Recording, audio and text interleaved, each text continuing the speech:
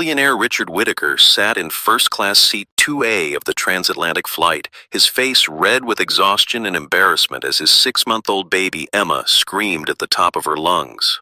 For 3 straight hours, every passenger on the plane had been subjected to the relentless crying that no amount of money, influence, or desperation seemed able to stop. Richard had tried everything. He'd walked the aisles bouncing Emma, offered her bottles, changed her diaper multiple times, and even played classical music on his noise-canceling headphones pressed against her tiny ears. Nothing worked. The other first-class passengers were shooting him increasingly hostile looks. Flight attendants had offered suggestions that failed miserably. Even the pilot had made a subtle announcement about ensuring all passengers have a comfortable journey, which Richard knew was directed at him. That's when something unthinkable happened. A 16-year-old black boy from the economy section walked up to Richard's seat, his clothes worn but clean, his backpack patched with duct tape. Without asking permission or introducing himself, the teenager gently reached toward the screaming baby. "May I?" he asked quietly, his young voice somehow cutting through Emma's wails. Richard was so exhausted and desperate that he didn't even question why a stranger, let alone a teenager, was offering to help. He simply nodded, too tired to care about protocol or propriety. The moment the boy's hands touched Emma, something miraculous happened. The screaming stopped. Complete, absolute silence fell over the entire airplane cabin as 200 passengers held their breath, waiting to see if this impossible quiet would last. The teenager was holding Emma with a confidence that seemed impossible for someone his age, gently applying pressure to specific points on her back while humming a soft melody that Richard had never heard before. Emma's eyes, which had been squeezed shut in distress for hours, slowly opened and focused on the boy's face. For the first time since takeoff, she looked calm, peaceful, almost happy. "How did you?" Richard whispered, staring at this mysterious teenager who had accomplished what trained nannies and pediatric specialists couldn't achieve. The boy smiled gently. "My baby sister had colic. Took me months to figure out what actually worked." Richard looked around the cabin and saw something that made his heart race with disbelief. Every single passenger was staring at them, not with annoyance anymore, but with amazement and gratitude. But what shocked Richard most was what he noticed about this young man who had just performed a miracle with his daughter. The boy's backpack was covered with mathematics competition patches, his notebook was filled with complex equations, and there was an intelligence in his eyes that seemed far beyond his years. "Who are you?" Richard asked, his voice filled with wonder and curiosity. The teenager looked Richard directly in the eyes with a maturity that was startling. "My name is Noah Simon. I'm 16 years old. I'm from Southside, Chicago, and I'm on my way to London to compete in the International Mathematics Competition Championship." Richard felt his world shift as he realized that the person who had just saved his sanity and his daughter's comfort wasn't some trained professional or wealthy peer. He was a brilliant teenager from one of the most challenging neighborhoods in America. But as Noah continued to hold Emma, who was now gurgling contentedly, Richard had no idea that this chance encounter was about to reveal a story of determination, sacrifice, and genius that would change both their lives forever. And neither of them knew that what happened next would challenge everything Richard thought he knew about worth, intelligence, and what it truly means to help someone in need. Richard was the 42-year-old CEO of Whitaker Technologies, a company worth over $8 billion that specialized in artificial intelligence and machine learning. He was traveling to London for a series of board meetings that could determine the future of his company's expansion into European markets. Normally, Richard traveled alone, focusing on work during flights and conducting business calls from 35,000 feet. But this trip was different because his wife, Sarah, was recovering from emergency surgery and couldn't care for their 6-month-old daughter, Emma. "I can reschedule the London meetings," Richard had told Sarah as she lay in the hospital bed. "Absolutely not," Sarah replied firmly. "This deal is too important for the company. Take Emma with you. How hard can it be to manage a baby for a 5-day business trip?" Richard had hired the best nanny agency in the city to find someone who could travel with them, but the nanny had called in sick at the last minute with food poisoning. With no time to find a replacement, Richard found himself boarding a plane to London with a 6-month-old baby, no childcare experience, and a packed schedule of crucial business meetings. For the first hour of the flight, Emma had been perfect. She slept peacefully in her first-class bassinet while Richard reviewed contracts and financial projections. He began to think that his wife had been right. How hard could it be? Then Emma woke up screaming, and Richard's confidence evaporated completely. He tried feeding her the bottle that Sarah had prepared, but Emma rejected it violently, pushing it away with her tiny hands and crying even harder. He tried changing her diaper in the airplane bathroom, a claustrophobic experience that left him sweating and flustered, but Emma continued screaming. He tried walking the aisles, bouncing her gently as he'd seen Sarah do, but Emma's cries only got louder and more desperate. The flight attendants offered suggestions with professional smiles that couldn't hide their growing concern about the disruption to other passengers. "Sometimes babies just need to cry it out," one attendant suggested diplomatically. "Have you tried playing some white noise?" another offered, bringing Richard a small speaker with ocean sounds. Nothing worked. Emma screamed with an intensity that seemed impossible for such a small human being. As the hours passed, Richard became increasingly aware of the hostile atmosphere developing around him in the first-class cabin. In seat 1A, elderly businessman Harold Morrison was making increasingly loud sighs and checking his watch dramatically every few minutes. "This is exactly why children shouldn't be allowed in first class," Morrison muttered to his wife, loud enough for Richard to hear. In seat 3B, prominent socialite Victoria Sterling was typing aggressively on her phone, probably complaining to friends about the inconsiderate parents who were ruining her flight. "Some people have no consideration for others," she said to her assistant. "If you can't control your child, you shouldn't bring them on a plane." Richard felt his face burning with embarrassment and anger. These were people from his own social circle, wealthy, influential individuals who should understand that sometimes circumstances beyond your control create difficult situations. But their judgment felt particularly harsh because Richard was struggling with something he had always assumed came naturally to parents. He was a brilliant businessman who could manage billion-dollar deals and lead teams of hundreds of employees. Yet he couldn't figure out how to comfort his own 6-month-old daughter. The most painful part was watching Emma's distress and feeling completely helpless to fix it. Every wail seemed to be expressing not just physical discomfort, but a deeper need that Richard didn't understand how to meet. As the flight progressed, Richard began to panic about more than just the immediate situation. He had 5 days of crucial business meetings in London, and he couldn't bring a screaming baby into boardrooms filled with potential investors and partners. His entire European expansion deal could collapse if he couldn't figure out how to care for Emma properly. What Richard didn't know was that 3 rows behind him in economy class, 16-year-old Noah Simon had been listening to Emma's cries with growing concern and recognition. Noah was traveling to London alone, carrying a backpack containing his few possessions and a plane ticket purchased with money his community had raised through bake sales, car washes, and small donations. The International Mathematics Competition Championship was his one chance to earn a full scholarship to MIT, an opportunity that could change not just his life but his entire family's future. Noah came from Southside, Chicago, where he lived with his mother, grandmother, and 3 younger siblings in a 2-bedroom apartment. His mother, Lisa, worked double shifts as a nurse's aide to support the family, while his grandmother, Rosa, cared for the children during the day. 2 years earlier, Noah's youngest sister, Maya, had been born with severe colic that kept her crying for hours every day and night. The family couldn't afford to take Maya to specialists or purchase expensive treatments, so Noah had spent months researching colic remedies, learning about infant massage techniques, and experimenting with different approaches to soothe his sister. Through trial and error, patience and determination, Noah had eventually figured out a combination of gentle pressure points, specific holding positions, and calming techniques that could stop Maya's crying within minutes. "Noah's got magic hands," his grandmother would say with pride. "That boy can calm any baby." As Noah listened to Emma's screams echoing through the airplane cabin, he recognized the same type of distressed crying that Maya had exhibited. He could hear the specific pitch and rhythm that indicated the baby was experiencing digestive discomfort combined with overstimulation. Noah knew he could help, but he also knew that a black teenager from the inner city approaching a wealthy white businessman in first class was likely to be viewed with suspicion, hostility, or outright rejection.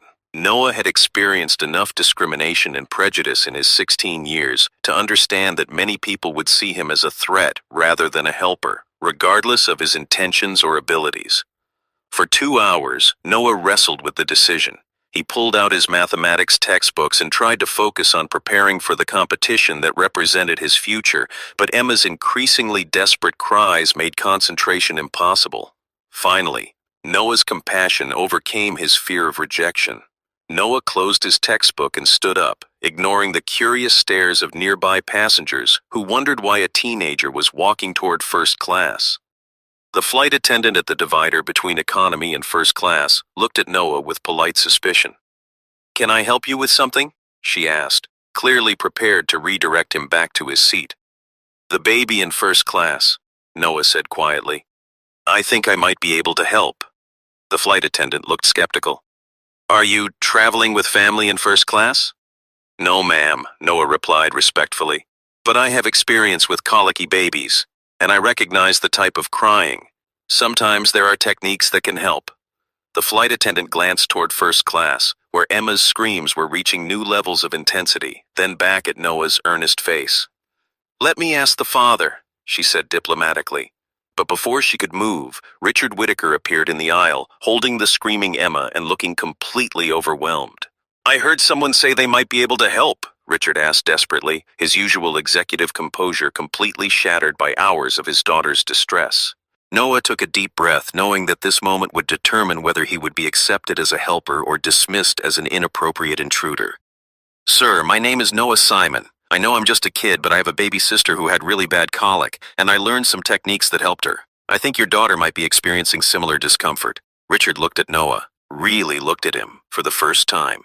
He saw intelligence in the young man's eyes, confidence in his posture, and most importantly, genuine concern for Emma's well-being. Richard was exhausted enough and desperate enough to consider help from any source. "What kind of techniques?" Richard asked, raising his voice to be heard over Emma's crying. "Gentle pressure on specific points along her spine, combined with a particular holding position that can relieve gas and digestive pressure," Noah explained professionally. "Also, sometimes babies get overstimulated by too much bouncing and movement. They need calm, steady pressure instead." Richard looked around the first-class cabin and realized that every passenger was watching this interaction with intense interest. Some looked skeptical about accepting help from a teenager, while others appeared hopeful that someone might finally bring peace to the flight. Richard made a decision that would change everything. "Please," he said, extending Emma toward Noah. "If you think you can help her, I'm willing to try anything." What happened next seemed to defy logic and medical understanding. The moment Noah's experienced hands made contact with Emma, her crying began to diminish. Noah held her in a specific position that Richard had never seen before, supporting her head and neck with one hand while applying gentle, rhythmic pressure along her spine with the other. "Babies with colic often have trapped gas and digestive discomfort," Noah explained quietly as he worked. "This position helps release the pressure while the back massage stimulates their digestive system." Emma's screaming reduced to whimpering, then to soft hiccups, then to complete silence. The entire first-class cabin watched in amazement as Noah began humming a soft, melodic tune that seemed to hypnotize the baby. Emma's eyes, which had been squeezed shut in distress, slowly opened and focused on Noah's face. "Where did you learn that song?" Richard asked, mesmerized by the transformation in his daughter. "My grandmother taught it to me," Noah replied, continuing the gentle back massage. "She said it was a lullaby her mother sang to her when she was a baby. Sometimes old songs carry a special kind of comfort." Richard watched as Emma began to relax completely in Noah's arms. Her tiny fists, which had been clenched in distress, slowly uncurled. Her breathing became deep and regular. For the first time in hours, she looked peaceful. The businessman in seat 1A, who had been complaining loudly about the disruption, now watched Noah with obvious admiration. "Remarkable," Harold Morrison said to his wife. "Absolutely remarkable." Victoria Sterling put down her phone and stared at Noah with a mixture of surprise and respect. "I've never seen anything like that," she whispered to her assistant. The flight attendants gathered nearby, amazed by the sudden transformation in the cabin's atmosphere. "How long will she stay calm?" Richard asked Noah hopefully. "If she's experiencing what I think she is, she should sleep peacefully for the rest of the flight," Noah replied confidently. "The pressure on her digestive system has been relieved, and she's no longer overstimulated. True to Noah's prediction, Emma's eyes began to flutter closed as she settled into peaceful sleep. As Noah gently transferred the sleeping Emma back to Richard's arms, maintaining the same supportive position, Richard found himself studying this remarkable teenager with new eyes. "Noah, you said you're traveling to London for a mathematics competition?" Richard asked quietly, not wanting to wake Emma. "Yes, sir. The International Mathematics Competition Championship. It's a global competition for high school students, and the top finishers receive full scholarships to universities like MIT, Stanford, and Cambridge." Richard was impressed. "That's incredibly competitive. You must be exceptionally gifted in mathematics." Noah shrugged modestly. "I love solving problems, whether they're mathematical equations or figuring out how to help a crying baby. To me, they're both puzzles that need the right approach." "Tell me about your background," Richard said, settling into his seat with Emma sleeping peacefully in his arms. "How did a 16-year-old from Chicago become qualified for an international mathematics competition?" Noah's eyes lit up as he shared his story, though he remained standing in the aisle, unsure if he was welcome to sit in the empty first-class seat beside Richard. "I've always been good with numbers, but my school in Southside Chicago doesn't have a strong math program. Most of my learning has been self-directed, using library books and online resources." Richard gestured for Noah to sit down, genuinely interested in hearing more. "My math teacher, Mrs. Rodriguez, noticed my ability in 8th grade and started giving me extra problems to solve. When I finished the entire high school curriculum in 6 months, she helped me find online college courses." "How did you qualify for the London competition?" Richard asked. "I won the Chicago Regional Competition, then the Illinois State Championship, then the national qualifying rounds," Noah explained matter-of-factly. "Each level gets harder, but I've always been able to see patterns in mathematical problems that others miss." Richard was beginning to understand that he wasn't just talking to any teenager. He was speaking with a mathematical prodigy whose intellectual gifts were as remarkable as his ability to calm crying babies. "How is your trip to London being funded?" Richard asked, though he suspected he already knew the answer. Noah's expression became more serious.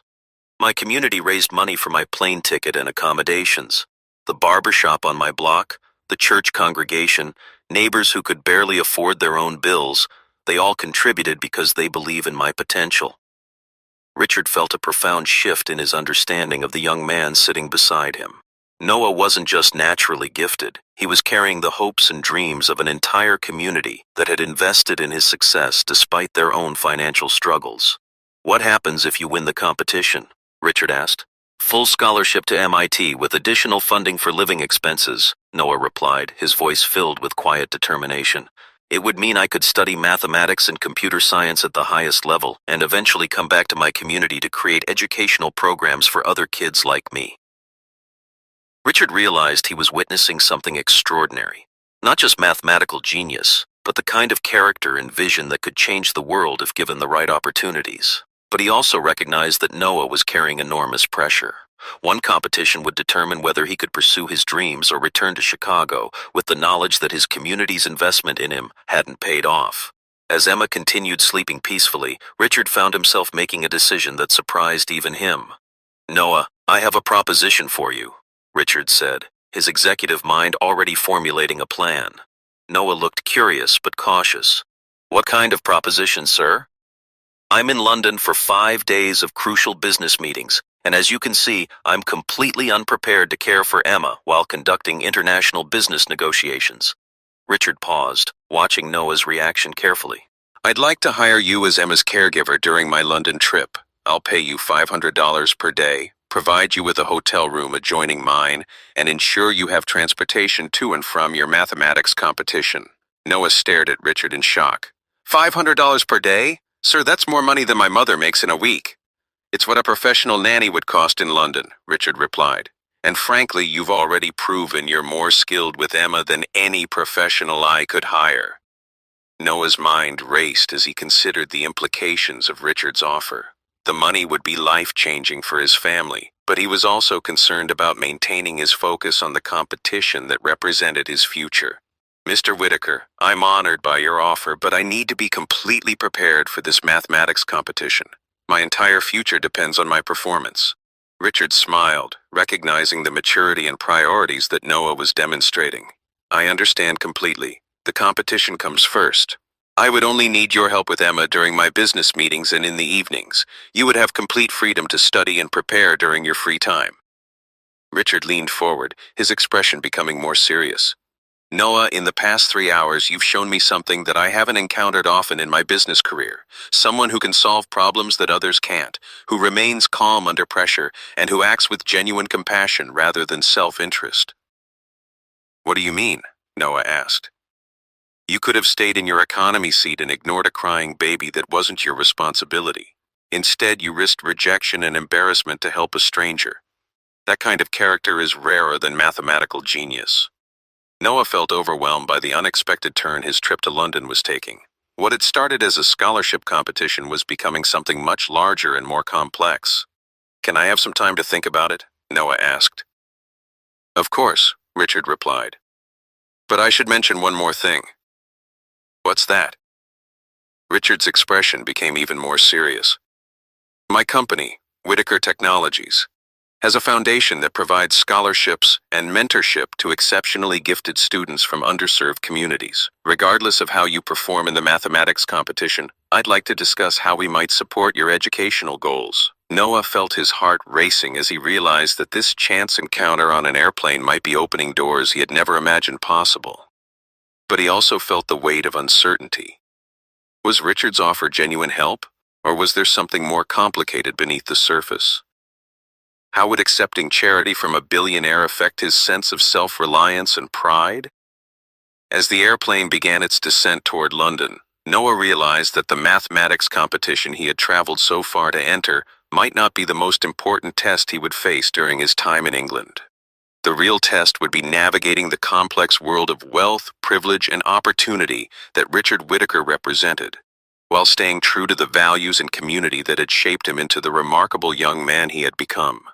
But as Noah looked at baby Emma sleeping peacefully in her father's arms, he knew that this moment had already changed his life in ways he was only beginning to understand. As the plane touched down at London Heathrow Airport, Noah made a decision that would alter the course of his entire future. Mr. Whitaker, Noah said quietly as passengers began gathering their belongings, I accept your offer. I'll help care for Emma during your business meetings. Richard felt relief wash over him as he realized he wouldn't have to navigate crucial negotiations while managing a baby alone. But more than that, he was genuinely excited about the opportunity to learn more about this remarkable young man. Excellent, Richard replied, adjusting Emma in his arms as she continued sleeping peacefully. I have a car waiting to take us to the hotel. We can discuss the details of our arrangement during the drive. As they walked through the airport together, a billionaire CEO, a sleeping baby, and a teenager from Chicago's Southside, Noah couldn't help but notice the curious stares they attracted. He was used to being invisible in most settings, but walking alongside Richard Whitaker made him suddenly visible in ways that felt both exciting and overwhelming. The car waiting outside was unlike anything Noah had ever seen. The sleek black Mercedes had a driver in uniform and an interior that looked more like a luxury office than a vehicle. The International Mathematics Competition begins tomorrow with the opening ceremony, Noah said as they settled into the car. The actual competition takes place over 3 days, with different rounds testing various mathematical skills. Richard listened intently as Noah explained the competition format, impressed by the young man's thorough preparation and strategic thinking. What are your strongest areas? Richard asked. Number theory and combinatorial mathematics, Noah replied confidently. I also excel at problem solving under time pressure, which is crucial for this type of competition. As they drove through London's busy streets, Richard found himself studying Noah with growing respect. This wasn't just a mathematically gifted teenager. This was a young man with exceptional analytical skills, emotional intelligence, and the kind of determination that Richard recognized from his own rise in the business world. When they arrived at the 5-star Langham Hotel in central London, Noah felt like he had stepped into a different universe. The hotel lobby was more elegant than any building Noah had ever entered, with marble floors, crystal chandeliers, and furniture that probably cost more than his family's annual rent. Mr. Whitaker, welcome back, the hotel manager said warmly, approaching them with professional enthusiasm. Your usual suite is ready, and we've prepared the adjoining room as requested. As they rode the elevator to the top floor, Noah tried to process the reality of his situation. Less than 12 hours ago, he had been sitting in economy class, worried about affording meals during his London stay. Now he was staying in a luxury hotel suite as the guest of one of America's most successful businessmen. Richard's suite was larger than Noah's family's entire apartment, with floor-to-ceiling windows offering spectacular views of London, a full kitchen, a dining area, and multiple bedrooms. "Your room is through that door," Richard said, gesturing toward an adjoining suite. "You'll have complete privacy, your own bathroom, and 24-hour room service."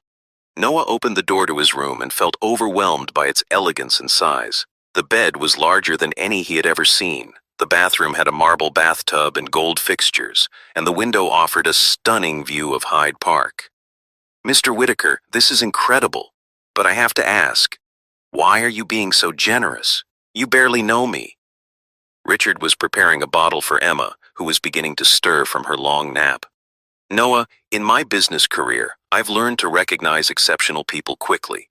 What you did on that airplane wasn't just about baby care. It demonstrated problem-solving skills, emotional intelligence, and the courage to act when others wouldn't." Richard paused, testing the temperature of Emma's bottle on his wrist. "But more than that, you remind me of myself at your age. I also came from a background where opportunities were scarce, and I had to work harder than others to prove my worth." Noah felt surprised by this revelation. "You didn't grow up wealthy?" Richard smiled as Emma accepted her bottle eagerly. "My father was a factory worker in Detroit, and my mother cleaned offices to make ends meet. I earned a scholarship to study business at the University of Michigan, and I built my company from nothing." This information changed Noah's entire perception of Richard. He had assumed that all billionaires were born into privilege, but here was proof that exceptional success could come from humble beginnings. "The difference," Richard continued, "is that I had mentors along the way who believed in my potential and opened doors that I couldn't have opened myself. I want to be that kind of mentor for you." The next morning, Noah woke up in the luxury hotel room feeling both excited and nervous about the competition that would determine his future. Richard had already arranged for breakfast to be delivered to both their rooms, along with a schedule showing his business meetings and Emma's care needs. "I have meetings from 10 a.m. until 4 p.m. today," Richard explained as they shared breakfast. "Emma typically naps from 1 to 3, so you'll have 2 hours of complete freedom to focus on your competition." Noah appreciated Richard's understanding of his priorities, but he was also discovering that caring for Emma felt natural and enjoyable rather than burdensome. The opening ceremony for the International Mathematics Competition was held at the Royal Institution in London, a historic building where some of the world's greatest scientific discoveries had been announced. Noah walked into the auditorium and felt his heart racing as he saw hundreds of teenage mathematical prodigies from around the world. These were the smartest young minds from 60 different countries, each representing the pinnacle of mathematical achievement in their region. "Welcome to the 47th Annual International Mathematics Competition Championship," announced Dr. Margaret Thompson, the competition director. "You represent the future of mathematical research and innovation. Over the next 3 days, you'll face challenges designed to test not just your computational skills, but your creativity, logic, and ability to solve problems that have no obvious solutions." Noah looked around the auditorium and felt both intimidated and exhilarated. Some competitors wore expensive suits and carried luxury calculators, clearly representing well-funded private schools and wealthy families. Others, like Noah, wore simple clothes and carried basic supplies, representing communities that had sacrificed to send them here.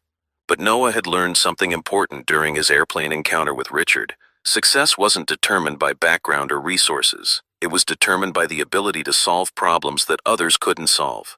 The first round of the competition consisted of individual problem solving, with each participant working alone to solve increasingly complex mathematical puzzles.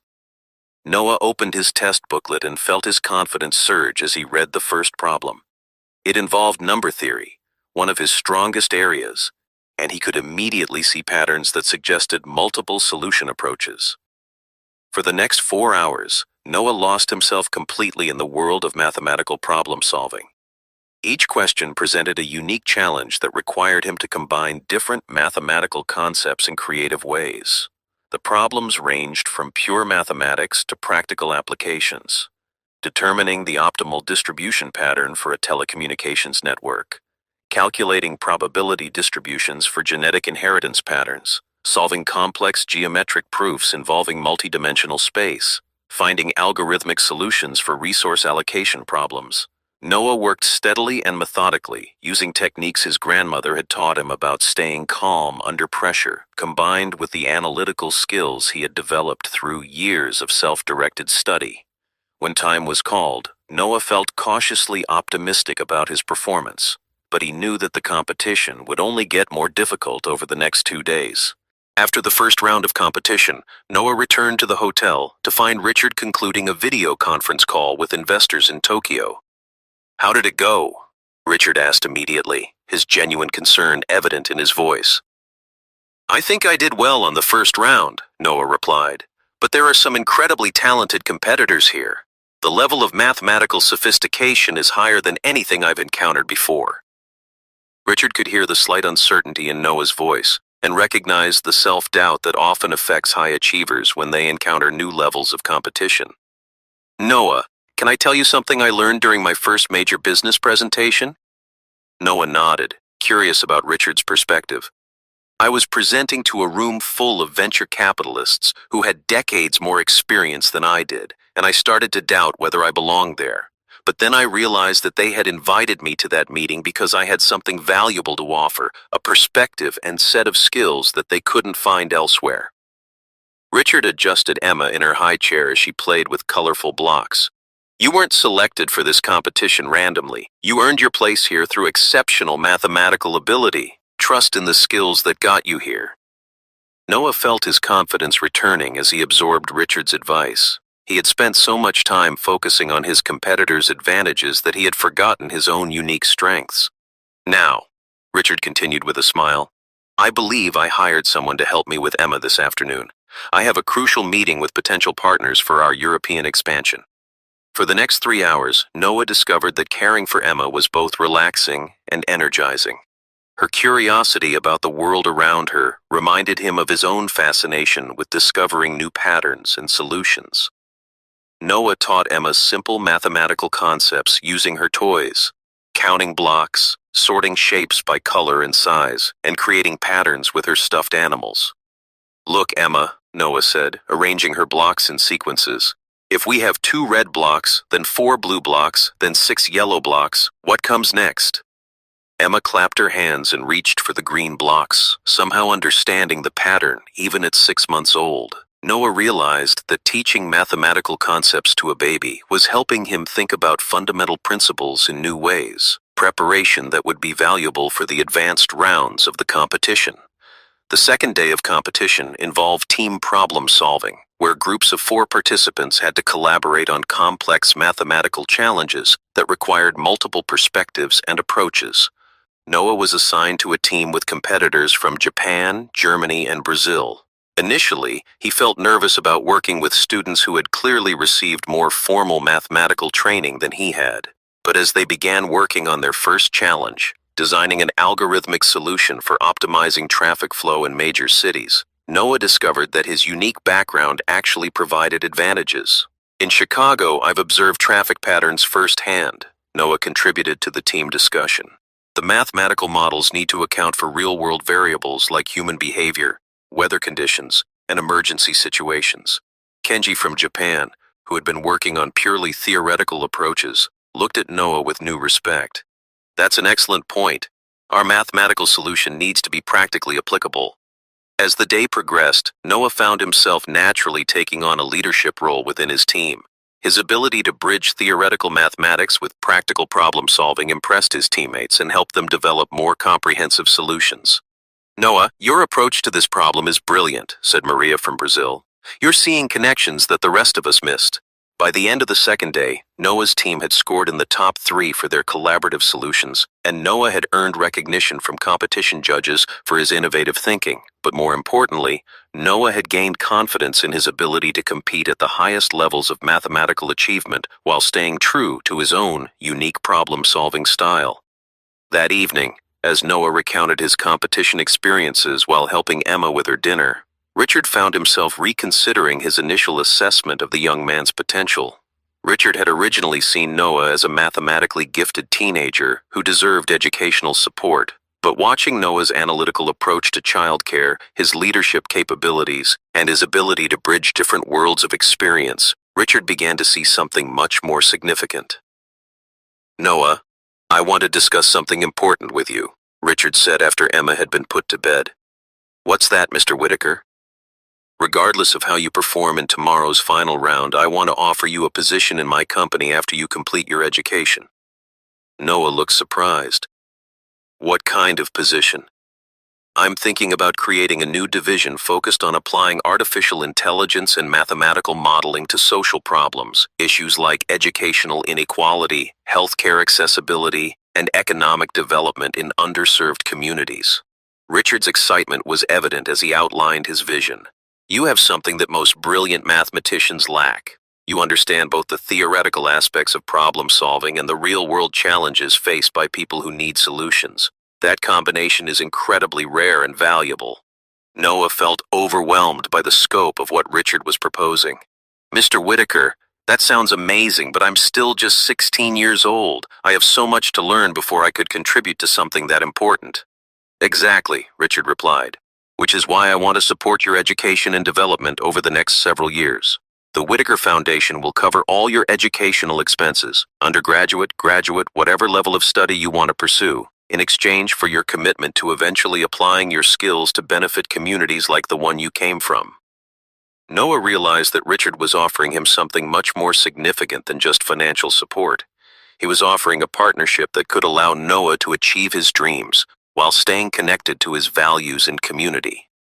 The third and final day of the International Mathematics Competition featured individual presentations where each participant had to solve a complex, open-ended mathematical problem and present their solution to a panel of judges. Noah's assigned problem involved developing a mathematical model for predicting and preventing the spread of infectious diseases in densely populated urban areas, a challenge that required him to combine epidemiology, statistics, network theory, and public health policy. As Noah worked on his solution, he drew upon every aspect of his background and experience. He thought about the crowded conditions in his Chicago neighborhood, the healthcare challenges his family had faced, and the mathematical principles he had learned through years of self-directed study.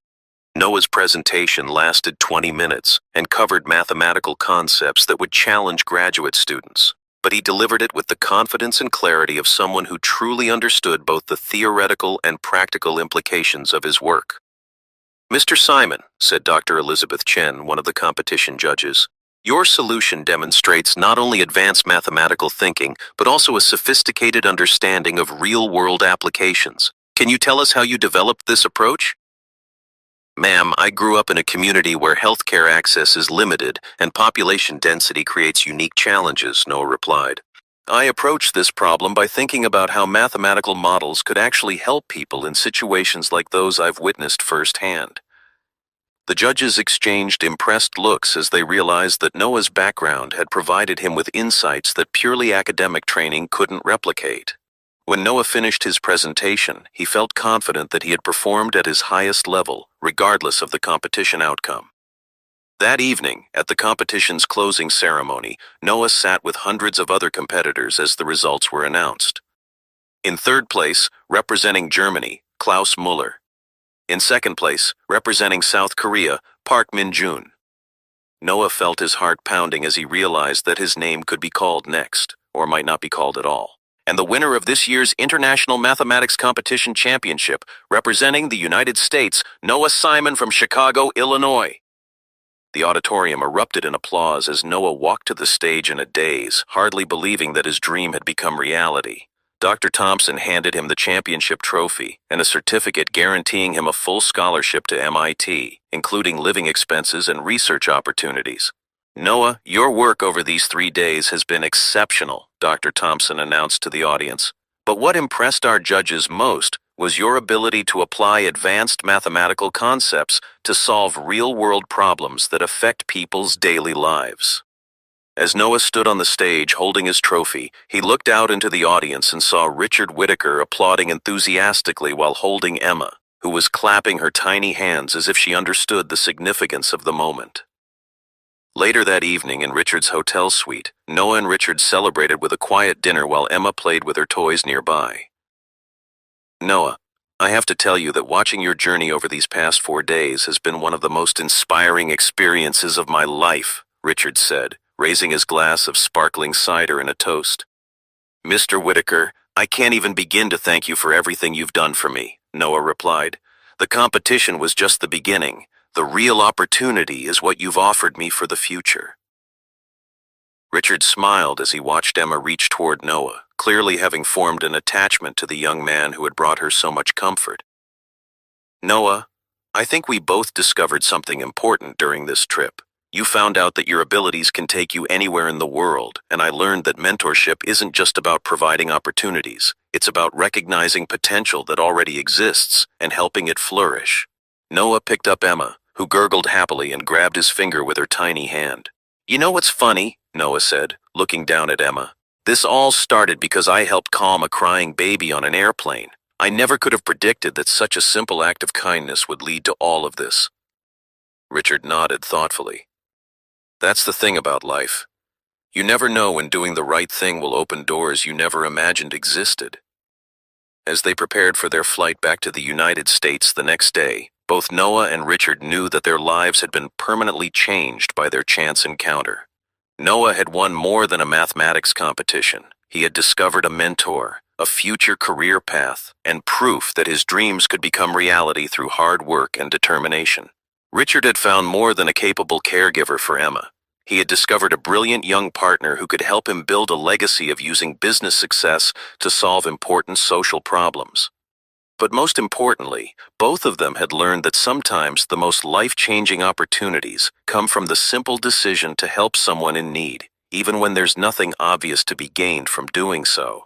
As their plane lifted off from London, heading back across the Atlantic, Noah looked out the window at the city that had changed his life and smiled. The poor black boy from Chicago's Southside who had done the unthinkable by calming a billionaire's crying baby had discovered that the most unthinkable thing of all was how far a single act of compassion could carry him. The crying had stopped, the competition was won, and the future stretched ahead filled with possibilities that Noah had never dared to imagine. But he would never forget that it all began with a simple decision to help when help was needed most.